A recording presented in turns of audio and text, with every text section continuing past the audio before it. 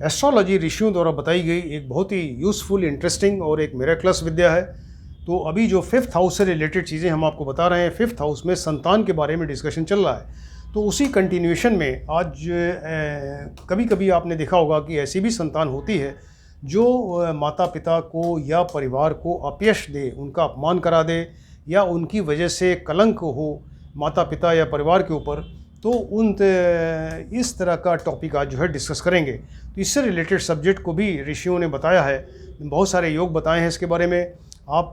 कुंडली देखकर आप बता सकते हैं ऐसी चीज़ों को कि व्यक्ति की ऐसी भी संतान हो सकती है, राइट। तो आप व्यक्ति को नहीं जानते, उसकी संतान को आप बिल्कुल नहीं जानते, आपको सिर्फ ये कुंडली देखकर आप बता सकते हैं जो अभी हम पॉइंट्स बताएंगे कि व्यक्ति की ऐसी भी संतान हो सकती है जो माता पिता की इंसल्ट करवा दे, उनका अपमान कराए और इसके अलावा जो है परिवार में एक कलंक पैदा करे, राइट। तो इससे रिलेटेड बहुत सारी चीज़ें ऋषियों ने बताई हैं। इसको हम कैसे देखें कुंडली में, किस तरह क्या क्या चीज़ें देखेंगे, इसके बारे में आपको बताते हैं। एक तो लग्न लग्नेश देखिए, कुंडली का जो जन्म लग्न ये बहुत इंपॉर्टेंट चीज़ है, हमेशा लग्न और लग्नेश को देखना चाहिए। और इसके अलावा आप फोर्थ हाउस और इसका लॉर्ड देखिए, यानी चतुर्थ भाव चतुर्थेश, पंचम पंचमेश, सप्तम सप्तमेश ये भी देखना ज़रूरी है, नवम नवमेश और दशम दशमेश, इन हाउसेस और इनके लॉर्ड्स को देखें। इसके अलावा गुरु जो संतान का कारक है, फिफ्थ हाउस का कारक है, इसको ये रिप्रेजेंटेटिव है, इसको भी देखना ज़रूरी है। और इसके अलावा सूर्य जो पिता के कारक हैं या नाइन्थ हाउस के कारक हैं, तो इनको भी देखना ज़रूरी है। और इसके अलावा जो पापी ग्रह हैं, पापी क्रूर ग्रह हैं, सूर्य शनि मंगल राहु केतु, ऐसे ग्रहों की भी स्टडी ज़रूरी है। और कुंडली में आपको 6, 8, 12 स्थान डिटेल देखना पड़ेगा। 6, 8, 12 में कौन से ग्रह बैठे, उनके लॉर्ड्स कहाँ बैठे, और इसके अलावा ये सारी चीज़ों को आप जो है वो D1, D9 और D7 कुंडली में देखें, तब ये चीज़ें आप को डिटेल पता चल सकता है कि व्यक्ति की किस तरह की संतान होगी, राइट। तो इससे रिलेटेड जो माता पिता की संतान जो उन्हें अपमानित कर दे या कलंक दे, तो इससे रिलेटेड बहुत सारे योग बताए हैं ऋषियों ने। तो उसमें कुछ इंपॉर्टेंट चीज़ें हम आपको बताते हैं कि मान लीजिए संतान की कुंडली है, किसी व्यक्ति की कुंडली है जो संतान है व्यक्ति का, तो उसके लग्न में अगर यहाँ पर राहु और शनि बैठ जाएं, राइट। अगर लग्न में राहु और शनि, देखिए दोनों पापी ग्रह, दोनों क्रूर ग्रह हैं, तो यहाँ लग्न में ही अगर राहु और शनि बैठ जाएंगे तो, और इसके अलावा पंचमेश जो पंचम का लॉर्ड है ये बिल्कुल वीक हो जाए कुंडली में, ये वीक हो गया, उस पर पाप ग्रह की युति दृष्टि हो जाए, तो फिर इस तरह की संतान हो सकती है, राइट। पंचम देखिए, पंचम में राहु प्लस शनि बैठेंगे, दोनों पापी क्रूर ग्रह हैं, राहु की दृष्टि पंचम दृष्टि यहाँ फिफ्थ हाउस पड़ेगी। फिफ्थ हाउस वैसे भी ये बिल्कुल वीक है, और इसके अलावा उस पर पाप ग्रह की युति दृष्टि है, तो ये संतान इस तरह की हो सकती है, राइट। और भी ऐसे योग हैं, मान लीजिए फिफ्थ हाउस है, पंचम स्थान जो संतान का है, इसमें पाप ग्रह बैठे हों, सूर्य मंगल शनि राहु केतु, इस तरह का कोई ग्रह बैठा हो या उनकी दृष्टि हो जाए, राइट।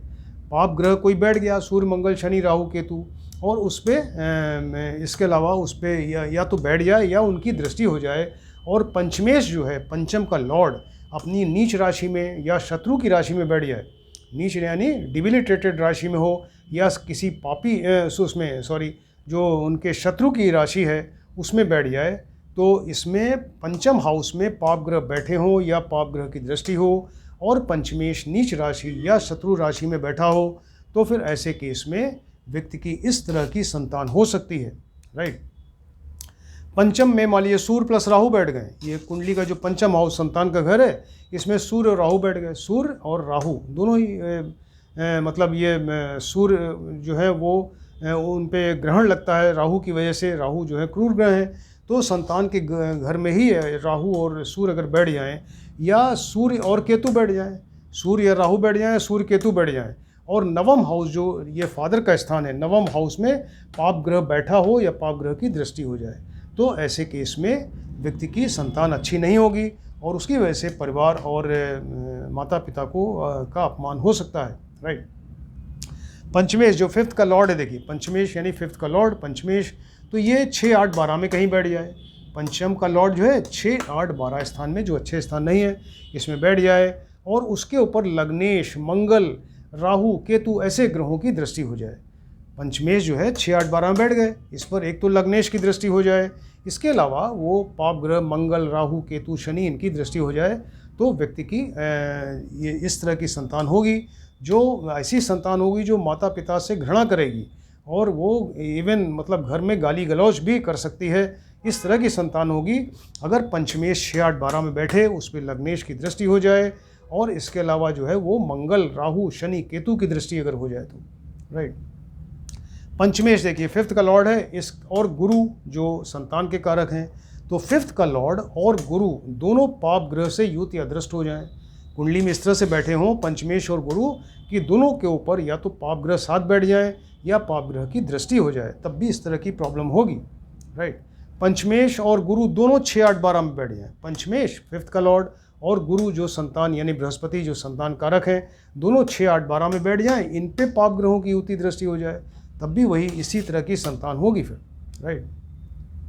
मान लीजिए पंचमेश जो है D9 नौमांश कुंडली में, आपको D1, D9, D7 सभी कुंडली देखनी है, तो पंचमेश जो है D9 यानी नौमांश कुंडली जो है उसमें अनेक पाप ग्रहों से युत या दृष्ट हो जाए, तो फिर इस तरह की संतान होगी, राइट। पंचमेश और गुरु, पंचमेश 5th का लॉर्ड और बृहस्पति जो संतान कारक हैं, ये दोनों ही अपनी नीच राशि में हो जाएं, ऐसा भी पॉसिबल है। कुंडली में इस तरह से बैठे हो कि पंचमेश अपनी नीच राशि में और गुरु जो है वो अपनी नीच राशि में बैठ जाएं, यानी मकर राशि में, तब ऐसे केस में फिर वो व्यक्ति की संतान इस तरह की होगी फिर, राइट। पंचमेश मान लीजिए मिथुन लग्न की कुंडली है, ये 3 नंबर, मिथुन लग्न मतलब 3 नंबर, तो यहाँ अगर 3 नंबर आएगा तो 3, 4, 5, 6, 7, ये पंचमेश क्या होगा, शुक्र हो जाएगा। और तो अगर मिथुन लग्न की कुंडली हो तो उसमें शुक्र जो है सप्तमेश होगा, वो तृतीयेश सूर्य के साथ बैठ जाए, राइट। तृतीयेश देखिए ये 3, 4, 5, 3 नंबर मिथुन लग्न, यहाँ 3 नंबर है, 4, 5, ये 5 नंबर मतलब तृतीयेश, ये 3rd का लॉर्ड क्या हुआ, सूर्य हुआ, और 3, 4, 5, 6, 7, यहाँ 7 नंबर 7 का लॉर्ड क्या हुआ, शुक्र हुआ। तो ऐसी कुंडली में जो मिथुन लग्न की कुंडली है उसमें सूर्य और शुक्र जो आपस में बिल्कुल शत्रु हैं, परम शत्रु हैं सूर्य और शुक्र, तो ये सूर्य और शुक्र जो है साथ साथ बैठ जाएं और उन पे शनि की दृष्टि हो जाए। शनि इसमें क्या होगा देखिए, ये 3, 4, 5, 6, 7, 8, 9, 10, 11, यहाँ पर शनि अष्टमेश और नवमेश हो जाएंगे। शनि जो होंगे अष्टमेश और नवमेश होंगे। फिर से आपको बताते हैं, मिथुन लग्न की कुंडली यानी 3 नंबर की कुंडली में सूर्य यहाँ पर तृतीयेश 3rd के लॉर्ड बनेंगे, 5th का लॉर्ड बनेगा यहाँ पर शुक्र। तो सूर्य और शुक्र साथ साथ बैठे हों, उनके ऊपर जो शनि हैं यानी अष्टमेश और नवमेश, इनकी दृष्टि पड़ जाएगी, तो व्यक्ति की संतान फिर अच्छी नहीं होगी, तो ये परिवार और माता पिता का अपमान करेगी, राइट। मान लीजिए कुंभ लग्न की कुंडली है, 11 नंबर राशि, कुंभ मतलब 11 एक्वेरियस, यहाँ 11 नंबर राशि है, तो इसके 6th हाउस में, ये कुंभ लग्न की कुंडली में 6th हाउस में यहाँ पर सूर्य के साथ जो है वो पंचमेश बैठ जाए। अब देखिए यहाँ कुंभ लग्न की कुंडली है तो 11, 12, 1, 2, 3, यहाँ पंचमेश क्या हुआ, बुध हो गया, 3 नंबर राशि है, तो कुंभ लग्न की कुंडली में ये 3 नंबर राशि आई, यानी बुध हो गए, और सप्तमेश हमने आपको बताया, सप्तमेश क्या हुए, 3, 4, 5 यानी सूर्य हो गए। तो सूर्य और बुध दोनों मिलकर कुंभ लग्न की कुंडली में यहाँ 6th हाउस में बैठ जाएं, और इसके अलावा पंचम हाउस जो संतान का भाव है तो उसके ऊपर मंगल की दृष्टि हो जाए, और 9वें हाउस में चंद्रमा के साथ में केतु बैठ जाए। इस तरह के योग बताए गए हैं, तो चंद्रमा के साथ केतु बैठ जाएं, तो ऐसे केस में व्यक्ति की संतान फिर बहुत ही दुष्ट होगी और वो माता पिता और परिवार के लिए एक अपमान साबित होगी, राइट। फिर से आपको बताते हैं, मान लीजिए कुंभ लग्न की कुंडली है यानी 11 नंबर की कुंडली है, तो 11, 12, 1, 2, 3 यानी बुध हो गए पंचमेश, और बुध यहाँ 3, 4, 5 सूर्य क्या हुआ, सप्तमेश हुआ। तो सूर्य और बुध साथ साथ बैठ गए 6th हाउस में। मंगल ये 5th हाउस पे मंगल की दृष्टि हो गई, और इसके अलावा जो 9th हाउस है, फादर का स्थान है, वहाँ चंद्रमा के साथ में केतु बैठ गए, तो ऐसे केस में फिर इस तरह की संतान होगी फिर, राइट। मान लीजिए कन्या लग्न की कुंडली है, ऐसे बहुत सारे हैं एग्जाम्पल आप बता सकते हैं। कन्या लग्न 6 नंबर की यहाँ पर राशि है, 6 नंबर की राशि, राइट। तो कन्या लग्न की कुंडली में यहाँ पर शनि जो है वो 2nd हाउस में बैठ जाए। अब देखिए कन्या लग्न की कुंडली में क्या होगा कि 6, 7 7 नंबर में 7, 8, 9, 10, यानी शनि जो है अगर यहाँ बैठेंगे तो शनि 6, 7 यहाँ उच्च के हो गए, एग्जल्टेड हो जाएंगे। तो कन्या लग्न की कुंडली में शनि पंचमेश हुए और वो यहाँ बैठ गए शनि, यानी उच्च के होके बैठ गए, और इनके साथ में सूर्य बैठ जाएं। सूर्य यानी यहाँ पे ये 7 नंबर में नीच के हो गए, डिबिलिटेटेड। तो शनि पंचमेश होके तो उच्च के हुए, लेकिन साथ में सूर्य जो उनके परम शत्रु हैं वो नीच के होके बैठ गए। तो कन्या लग्न की कुंडली में शनि पंचमेश होके सूर्य के साथ यहाँ बैठे, और सूर्य क्या है, द्वादशेष है देखिए, तो यहाँ ये इसके साथ में बैठ जाएं। और इसके अलावा मंगल और शुक्र जो है ये 12th स्थान में बैठे हैं, और गुरु के साथ कुंडली में कहीं केतु बैठ जाएं, तो ऐसे केस में भी फिर इस तरह की दुष्ट संतान पैदा होगी। फिर से आपको बताते हैं, मान लीजिए कि ये कन्या लग्न की कुंडली है, 6 नंबर कुंडली। कन्या लग्न की कुंडली में पंचमेश क्या हुआ, 6, 7, 8, 9, 10, पंचमेश हो गया शनि। वो शनि यहाँ कहाँ बैठ गए, सेकंड हाउस में। सेकंड हाउस में बैठ के क्या होंगे, एग्जल्टेड यानी उच्च राशि के हो गए, क्योंकि 6 नंबर 7 नंबर राशि आ जाएगी। यहीं पर सूर्य बैठ गए, तो सूर्य क्या हो गए, नीच के हो गए। तो उच्च के शनि के साथ नीच का सूर्य बैठा, और 12th हाउस में यहाँ मंगल के साथ शुक्र बैठे, और इसके अलावा 9th हाउस जो फादर का स्थान है, यहाँ पर जो है वो अगर गुरु के साथ या कहीं भी कुंडली में बैठ जाएं, गुरु के साथ केतु बैठ जाएं, राइट, मंगल शुक्र यहाँ बैठ जाएं, और गुरु जो है यहीं पर बैठ जाएं, मान लीजिए ये 9th स्थान में बैठ जाएं, या कुंडली में कहीं भी बैठ जाएंगे गुरु और केतु, तो ऐसे केस में फिर इस तरह की संतान होगी, राइट। पंचमेश, मान लीजिए पंचमेश है, 5th का लॉर्ड है और 4th का लॉर्ड, तो 5th का लॉर्ड और 4th का लॉर्ड जो है यानी दोनों का संबंध सप्तम से हो या सप्तमेश से हो या शुक्र से हो जाए, और उसके ऊपर राहु की दृष्टि हो जाए। फिर से बताते हैं, देखिए पंचमेश जो 5th का लॉर्ड है इसका संबंध 4th के लॉर्ड से हो जाए, पंचमेश प्लस चतुर्थेश, इन दोनों का संबंध 7th हाउस यानी दोनों बैठ जाएं, या दोनों की दृष्टि हो जाए 7 से हो जाए, या सप्तमेश से हो जाए इनका संबंध, या सप्तम का जो कारक है शुक्र से हो जाए, और उनके ऊपर राहु की दृष्टि हो जाए, तो फिर इस तरह की ऐसी संतान पैदा होगी, राइट। मान लीजिए 4th हाउस है कुंडली का, 4th हाउस में मंगल और शुक्र बैठ जाए, 4th हाउस में मंगल और शुक्र साथ में बैठ गए, और पंचमेश जो 5th का लॉर्ड है ये नीच राशि में बैठ जाए। कुंडली में 4th हाउस में मंगल और शुक्र बैठे, जो अच्छी बात नहीं है। मंगल और शुक्र ये उसको 6 की तरफ ले जाते हैं, मंगल और शुक्र। तो इसके अलावा जो पंचमेश पंचम का लॉर्ड है वो नीच राशि में हो जाए, तो ऐसे केस में फिर इस तरह की संतान हो सकती है, राइट। 4th हाउस में मान लीजिए कि पाप ग्रह बैठा हो, और 7th में राहु बैठे हों, 4th हाउस में कोई पाप ग्रह बैठ जाए, 7th में राहु बैठ जाए, और पंचमेश 6, 8, 12 में बैठ जाए, पंचम का लॉर्ड 6, 8, 12 में बैठ जाए, तब भी इस तरह की संतान होगी।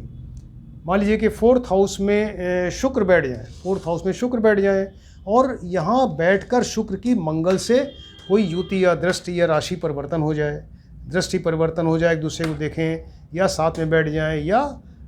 राशि परिवर्तन हो जाएगा, और नवम में जो 9th हाउस फादर का है वहाँ पर राहु या केतु बैठ जाएं, तब भी इस तरह की संतान होगी, क्लियर। मान लीजिए 7th हाउस है, कुंडली का जो 7th हाउस है इसमें चंद्र मंगल शुक्र तीनों बैठ जाएं एक साथ में, चंद्रमा मंगल शुक्र, तो ये तीनों अगर बैठ गए 7th हाउस में तब इस तरह की संतान होगी, राइट। 7th हाउस में मान लीजिए कि राहु या केतु बैठ जाएं, राहु या केतु बैठ जाएं, उन पे पाप ग्रह की युति दृष्टि हो जाए, और इसके अलावा सप्तमेश जो है वो नीच का हो जाए, सप्तम का लॉर्ड जो है सप्तमेश वो कहीं अपनी नीच राशि या डिबिलिटेटेड राशि में बैठा हो, तब भी इस तरह की संतान होगी। तो इस तरह के बहुत सारे योग हैं। मान लीजिए शुक्र मंगल जो है ये एक दूसरे के नवांश में हो जाए, शुक्र और मंगल ये कॉम्बिनेशन अच्छा नहीं होता, शुक्र और मंगल ये एक दूसरे के नवांश में हो जाएं, और इसके अलावा लग्नेश और पंचमेश मिल के ये कहीं 6, 8, 12 में बैठ जाएं, तब भी ऐसे केस में इस तरह की प्रॉब्लम होगी। जो ऐसी संतान हो जो माता पिता या परिवार का अपमान करे, अपयश दे और कलंक उनको दे, राइट। तो इससे रिलेटेड इतने सारे योग हमने आपको बताया, उसको बहुत सारे योग बताए हैं ऋषियों ने, तो कुछ इंपॉर्टेंट योग हमने आपको बताए हैं, तो इसको आप डिटेल स्टडी करिए और देखिए ये कितनी इंटरेस्टिंग चीज़ें हैं ये सब। और आप व्यक्ति को नहीं जानते, आप संतान को नहीं जानते, आपने सिर्फ कुंडली देखकर ही आप सारी चीज़ों को आप बता सकते हैं। इसको डिटेल में स्टडी करिए। Thank you.